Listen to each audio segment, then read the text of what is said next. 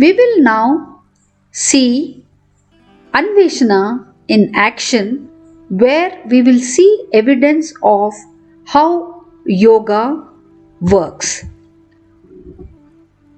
Yoga research and yoga therapy, which are one of the focus areas at Vyasa, is used to promote positive health, and we will see evidences of how yoga works. We will visit various labs, and we will also be talking to researchers, associate professors here at Anveshana.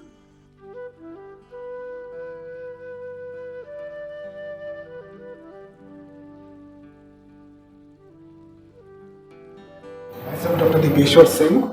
Right now, I'm in cognitive neuroscience lab, where we are trying to understand how these yoga practices, including yoga meditation, breathing practices, are affecting our brain functions, including our attention, memory, and so many associated areas in the brain.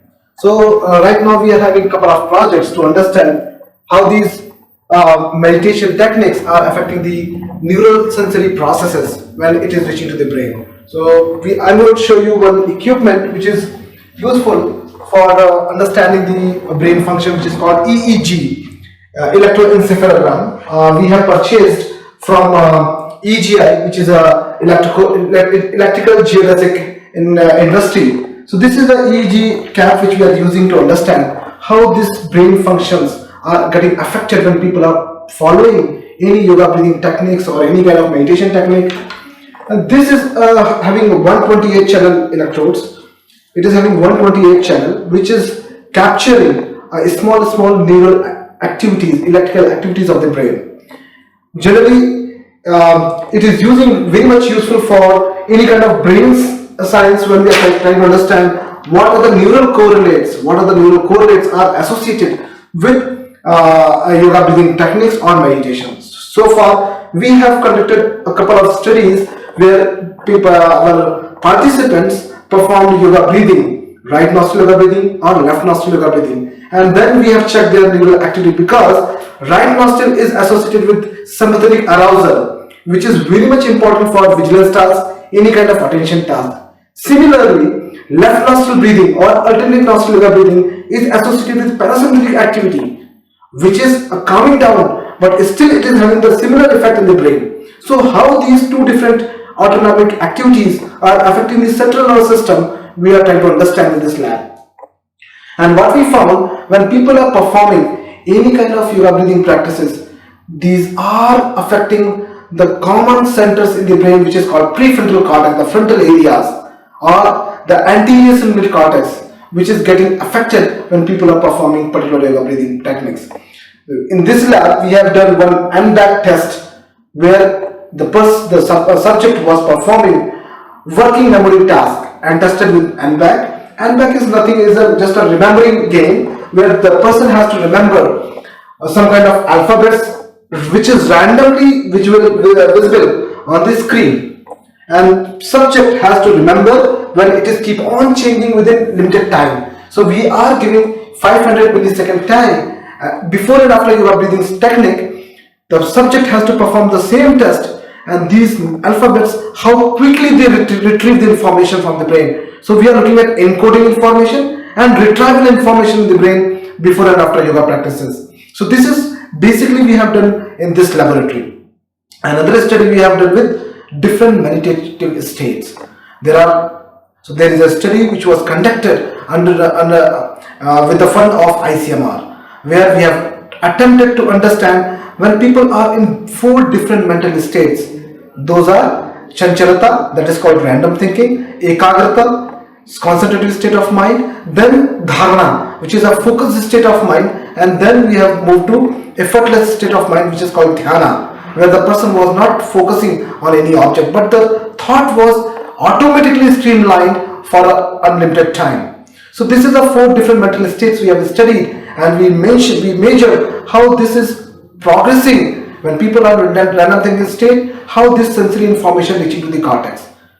So this study was conducted over a period of 5 years, and we are attempting to understand how this brain like brainstem electrical activity is getting affected, midbrain and cerebral cortex. And what we observe when people are having random thinking state, the sensory information is getting suppressed. Similarly, when the person in meditative state, we have observed the lower region of the brain, including your brainstem and midbrain, which is suppressing the information. The information process was reduced compared to the when information is crossing from this midbrain to the cerebral cortex, it was going very fast. So it means more number of neurons was free during meditation. Therefore, the information was going very fast after midbrain activity. So we can say that the selective attention was increased when people are performing meditation, and which is getting suppressed, like so many unnecessary information is getting suppressed at the lower region of the brain. It was getting decreased at the lower region of the brain. What we observe when people are doing meditation, most of the neural circuits are getting reduced activity. The activities of the brain is getting reduced, and we observe that sensory information was decreased. But in the same technique of meditation, we have observed the neural recruitment was increased. It means more number of neurons was free to process the information, as we have seen increased neural recruitment, and the transmission information was very quick. Whatever the information was getting processed before meditation, maybe taking around 10 seconds, it was getting reduced to 7 seconds. It means that. So this is the laboratory where we are looking at how this yoga practices are affecting the hemodynamic signals of the brain. Hemodynamic means we are looking at oxygenation, deoxygenation and total hemoglobin change. So when people are performing the task, or they need amount of oxygen which is getting metabolized, which is required for the metabolism.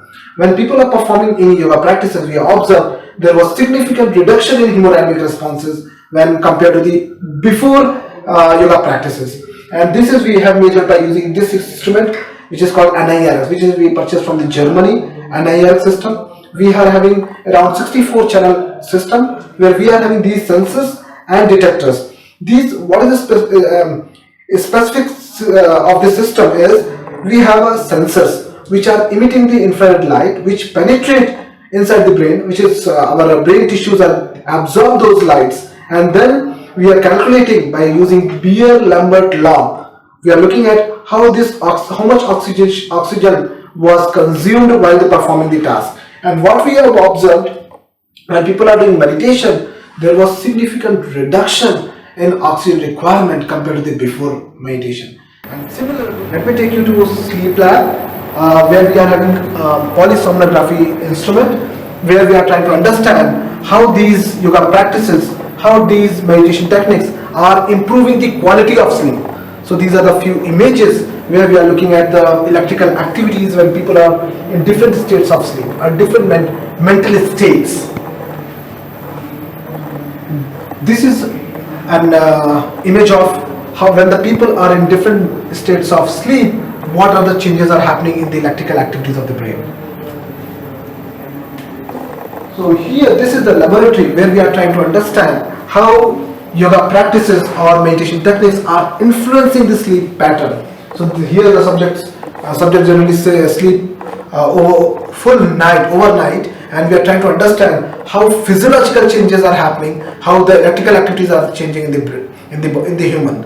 What we observed when people are doing meditation or yoga practices, we observed there was significant improvement in the quality of the sleep. Quality of the sleep means the duration of onset of sleep was reduced, the duration of dream sleep was reduced, but the duration of deep sleep was increased.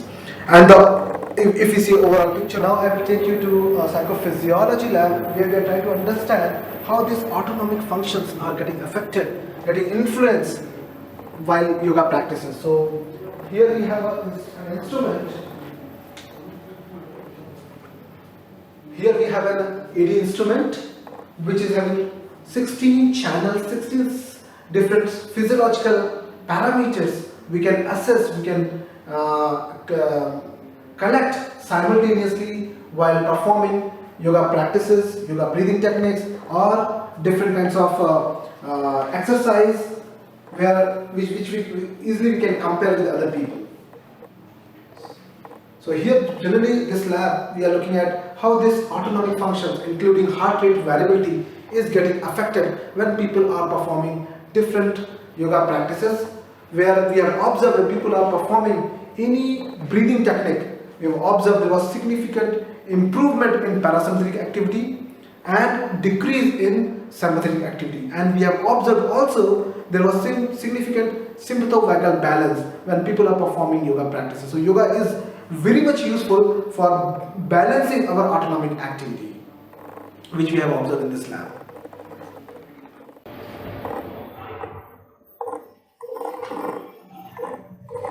Hello, please come in. So this is our psychology lab, and this is the place where we conduct most of the research related to psychology. So this is a space where we have got